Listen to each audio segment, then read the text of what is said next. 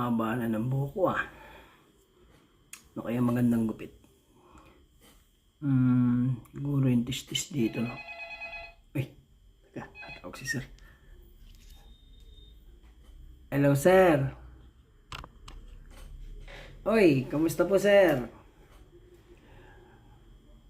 Good. Buti okay naman po kayo. Okay lang din ako, sir. Okay lang din ako, sir. Ito, papunta po ako sa pagupitan. Medyo mahaba na po yung buhok ko, sir.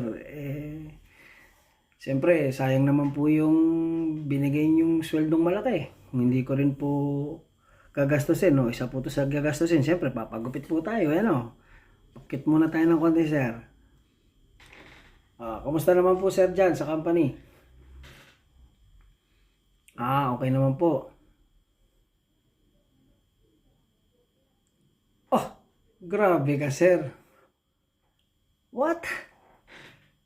Regular mo na ako, sir. 2 months pa lang po ako dyan sa company mo, ah.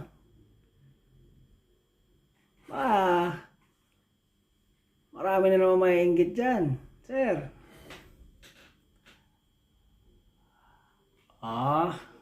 Wala. Yun na nga, tama naman kayo, sir.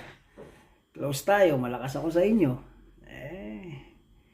May chance nga na ma-regular, ano? Kahit medyo lakad-lakad lang dyan, ano? Yun, sir, sige. Paano, sir? Papagupit muna ako. Para naman po saktong-sakto. Bagong regular, bagong gupit. No? Ayun, sir. Pero today, sir, hindi mo na ako papasok, ha? Kasi nga, papagupit. Medyo tinatamad ako, sir, ha? Ikaw na munang bahala dyan sa mga ibang tauhan nyo.